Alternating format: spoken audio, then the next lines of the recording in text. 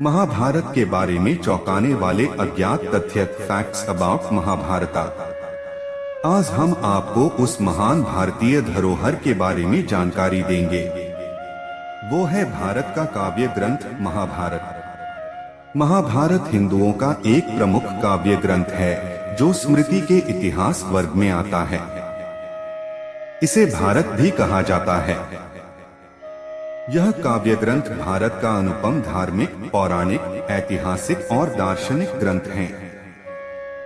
विश्व का सबसे लंबा यह साहित्यिक ग्रंथ और महाकाव्य हिंदू धर्म के मुख्यतम ग्रंथों में से एक है। इस ग्रंथ को हिंदू धर्म में पंचम वेद माना जाता है। यद्यपि इसे साहित्य की सबसे अनुपम कृतियों में से एक माना जाता है, किंतु आज भी यह ग्रंथ प्रत्येक भारतीय के लिए एक अनुकरणीय स्रोत है। यह कृति प्राचीन भारत के इतिहास की एक गाथा है। इसी में हिंदू धर्म का पवित्रतम ग्रंथ भगवद गीता सन्निहित है।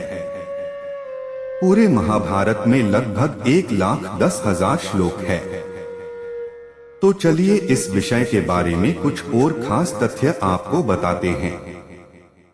दोस्तों, आपसे अपील है कि ऐसे ही ज्ञानवर्धक जानकारी के लिए साहू जी हिंदी वाला चैनल को सब्सक्राइब जरूर कर ले और बेल आइकॉन भी प्रेस कर दे। चलिए आगे बढ़ते हैं। नंबर 1, महाभारत ग्रंथ की रचना महर्षि वेदव्यास ने की थी, लेकिन इसका लेखन भगवान श्री गणेश ने किया था। नंबर 2, महाभारत के श्लोकों की संख्या लंबाई 1,10,000 से 1,40,000 है। नंबर 3, महाभारत ग्रंथ का वाचन सबसे पहले महर्षि वेदव्यास के शिष्य वैशंपायन ने राजा जन्मेजय की सभा में किया था। राजा जन्मेजय अभिमन्यु के पौत्र तथा परीक्षित के पुत्र थे। इन्होंने ने ही अपने पिता की मृत्यु का बदला लेने के लिए सर्पयज्ञ करवाया था। नंबर 4, भीष्म पितामह के पिता का नाम शांतनु था। उनके पिता का पहला विवाह गंगा से हुआ था। नंबर 5, वेदव्यास जी को महाभारत पूरा रचने में 3 वर्ष लग गए थे। इसका कारण यह हो सकता है कि उस समय लेखन लिपि कला का इतना विकास नहीं हुआ था। उस काल में ऋषियों द्वारा वैदिक ग्रंथों को पीढ़ी दर पीढ़ी परंपरागत मौखिक रूप से याद करके सुरक्षित रखा जाता था। नंबर 6, प्राचीन वैदिक सरस्वती नदी का महाभारत में कई बार वर्णन आता है। बलराम जी द्वारा इसके तट के समांतर लक्षपेड़, लक्षप्रस्त्रवण, यमुनोत्री के पास से प्रभास क्षेत्र, वर्तमान कच्छ कारण तक तीर्थ यात्रा का वर्णन भी महाभारत में आता है। ऋग्वेद में वर्णित प्राचीन वैदिक काल में सरस्वती नदी को नदीत्मा की उपाधि दी गई थी। उनकी सभ्यता में सरस्वती नदी ही सबसे बड़ी और मुख्य नदी थी, गंगा नहीं। महाभारत में सरस्वती नदी के विनाश नामक तीर्थ पर सूखने का संदर्भ आता है, जिसके अनुसार मलेच्छों से द्वेष होने के कारण सरस्वती नदी ने मलेच्छ, सिंध के पास के प्रदेशों में जाना बंद कर दिया। नंबर 7, भारतीय पुरातत्व सर्वेक्षण विभाग ने गुजरात के पश्चिमी तट पर समुद्र में डूबे 4,000 से 3,500 वर्ष पुराने शहर खोज निकाले हैं। इनको महाभारत में वर्णित द्वारका के संदर्भों से जोड़ा गया है। प्रो.एस.आर. राव ने कई तर्क देकर इस नगरी को द्वारका सिद्ध किया है। यद्यपि अभी मतभेद जारी है, क्योंकि गुजरात के पश्चिमी तट पर कई अन्य 7,500 वर्ष पुराने शहर भी मिल चुके हैं।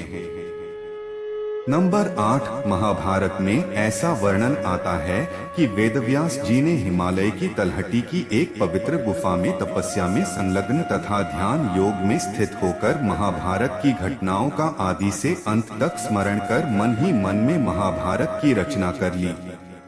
परंतु इसके पश्चात उनके सामने एक गंभीर समस्या आ खड़ी हुई कि इस काव्य के ज्ञान को सामान्य जन साधारण तक कैसे पहुंचाया जाए, क्योंकि इसकी जटिलता और लंबाई के कारण यह बहुत कठिन था कि कोई इसे बिना कोई गलती किए वैसा ही लिख दे जैसा कि वे बोलते जाए।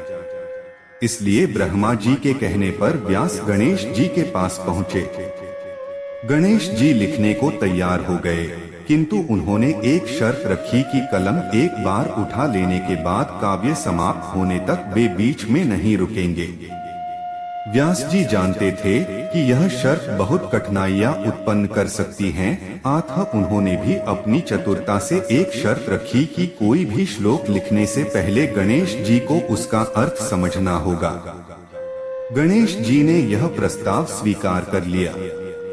इस तरह व्यास जी बीच बीच में कुछ कठिन श्लोकों को रच देते थे, तो जब गणेश उनके अर्थ पर विचार कर रहे होते उतने समय में ही व्यास जी कुछ और नए श्लोक रच देते। नंबर 9 महाभारत चंद्रवंशियों के दो परिवारों कौरव और पांडव के बीच हुए युद्ध का वृत्तांत है। 100 कौरव भाइयों और 5 पांडव भाइयों के बीच भूमि के लिए जो संघर्ष चला उससे अंततः महाभारत युद्ध का सृजन हुआ। नंबर 10 महाभारत में विदुर यमराज के अवतार थे। ये धर्मशास्त्र और अर्थशास्त्र के महान ज्ञाता थे। ऋषि मंदव्य के श्राप की वजह से उन्हें मनुष्य योनि में जन्म लेना पड़ा था।